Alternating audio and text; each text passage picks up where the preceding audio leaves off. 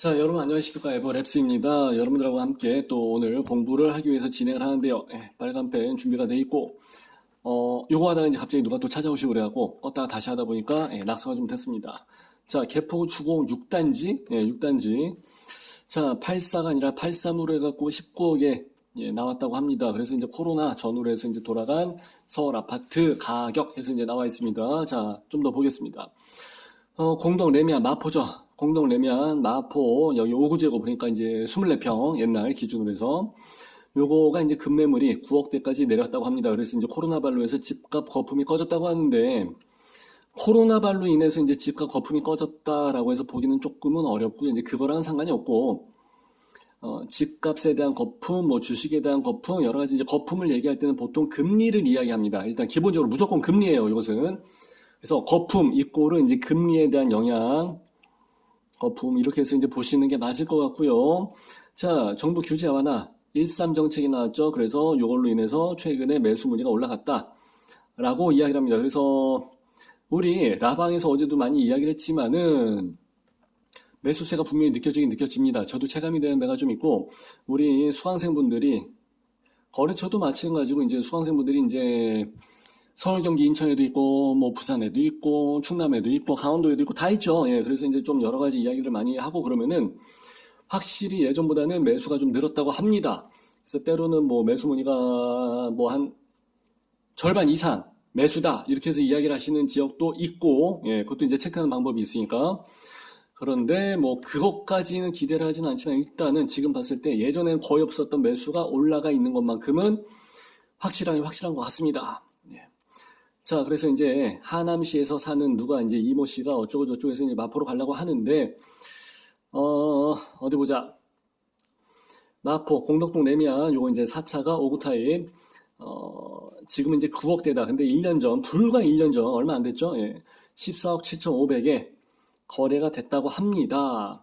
그래서 지금 다시 9억 원대까지 내려왔다고 하게 되면은 2019년도 코로나 하기 전, 코로나 이제 시작할 때 이제 그때 그 가격까지 내려오게 된 것 같다라고 해서 이야기를 합니다. 그래서 매수 시점을 잡으려고 한다.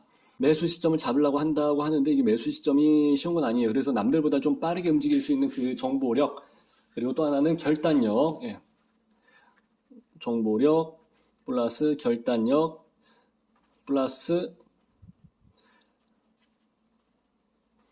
남편의 무관심 꼭 있어야 됩니다. 이 세 가지가 조건이 맞아야지만이 올바른 그 부동산 투자가 되기 때문에 제 고객들은 거의 다 이제 여성분, 새내기, 신혼, 뭐 아니면은 사모님, 뭐 이런 분들인데 남편이 끼어드는 순간 다 파토야. 그렇기 때문에 남편이 뭐라고 그러겠어요? 이야기하게 되면 됐어, 하지마, 네가 뭘 한다고, 됐어, 내비도 이러면서 이제 본인이 더 잘하는 척을 얘기를 많이 하죠. 본인이 그렇게 더 잘할 것 같으면 부동산 중개업을 하지, 그죠? 하여튼 매수 시점을 잡으려고 하는데 남들보다 훨씬 더 많은 정보력이 있어야 되고 결단력이 있어야 되는 것은 확실합니다. 근데 확실히 또 한 가지 뉴스는 어디까지나 후행성입니다. 후행성. 그래서 뉴스를 보고서 하는 게 아니라 매수를 하는 게 아니라 뉴스를 보고서 우린 그때 이미 다 팔고 나가죠. 그래서 소문에 사서 뉴스에 판다. 이거는 아주 유명한 멘트죠. 잘 기억을 하시는 게 좋을 것 같습니다. 그래서 신문집만 보고서 한다? 아니요. 기사는 일부 케이스를 가지고 자기 입맛에 맞게끔 기사를 쓰고 거기에 대해서 이제 나왔던 거 뭐 실거래가 이런 거를 뭐 이야기를 하긴 하지만 아무래도 자극적으로 좀 제목을 좀 뽑아야 되다 보니까 좀 현실과 동떨어지는 부분보다는 아주 현실의 일면을 가지고 이야기하는 경우가 많이 있습니다. 저도 인터뷰 몇 번 해봤지만 결국은 지 맘대로 쓰더라고 기자들이요. 자, 그래서 3년 전 시세로 이제 돌아간다고 이야기를 합니다.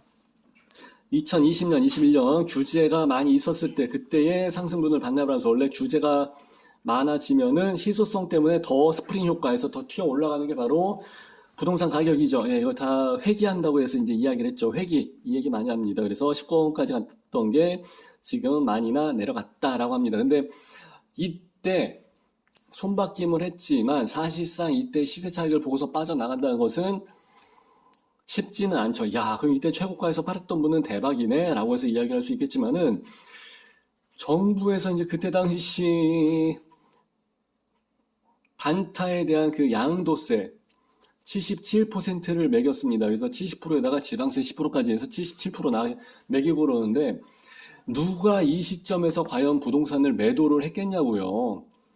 안 하고 말지. 정권 바뀌어도 언제까지 가봐야 5년 아니면 10년이거든.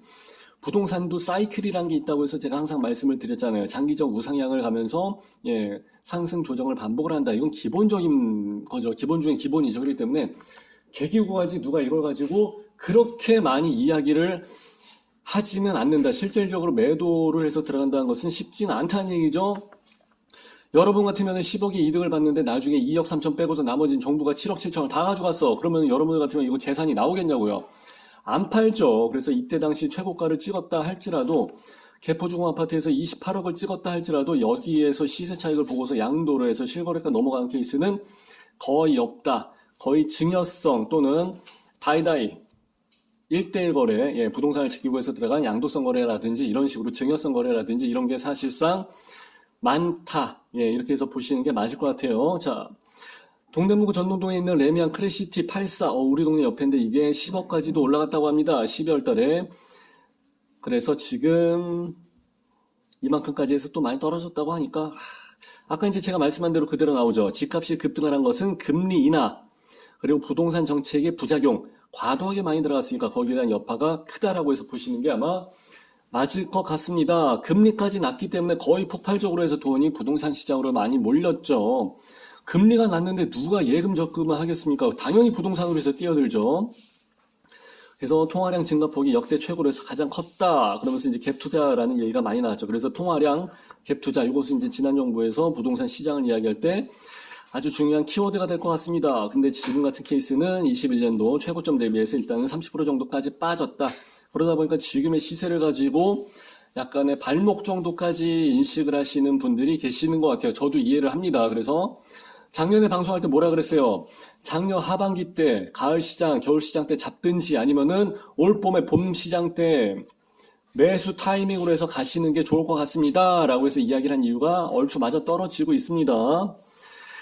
자, 그래서 이제 부동산 실거래가 해서 이제 더 떨어질 수 있다라는 여지까지도 말씀을 드리고 있습니다만은 부동산에서는 욕심은 복병입니다. 욕심은 금물. 왜냐하면은 어느 정도 매수세가 들어가고 있다는 얘기는 거의 발목까지는 왔다는 얘기거든요. 근데 그걸 완전히 발끝에서 잡겠다? 그거는 어렵습니다. 부동산 바닥에서 현장 뛰는 10년 이상 되신 분들도 그거는 못해요. 뭐 전쟁이 날 줄 알았습니까? 미국에서 그렇게 소비자 물가가 올라가면서 인플이 되면서 금리가 그렇게 상승할 줄 누가 알았겠습니까?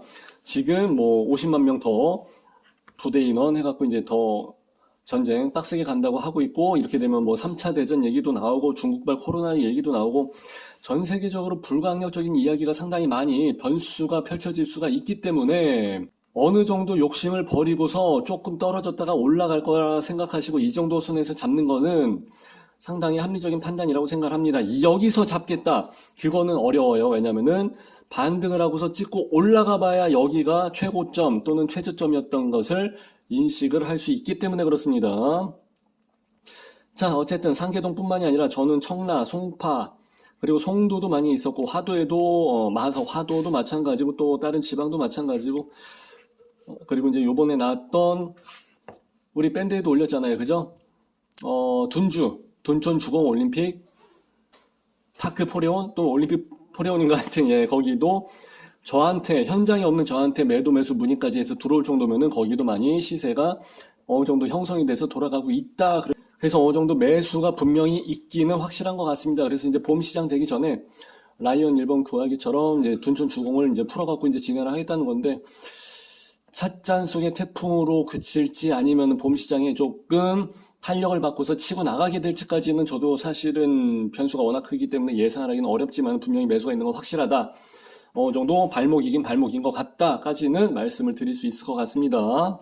자, 이렇게 해서 뉴스를 보면서 이건 게 하나의 소재로 해서 우리가 공부하는 걸로 사용을 했으니까 오늘도 스터디 마무리하고서 여러분들 좋은 하루 되시기 바랍니다. 좋아요, 구독, 알람 있죠? 따봉 이것도 한번 잘 부탁드리겠습니다. 감사합니다.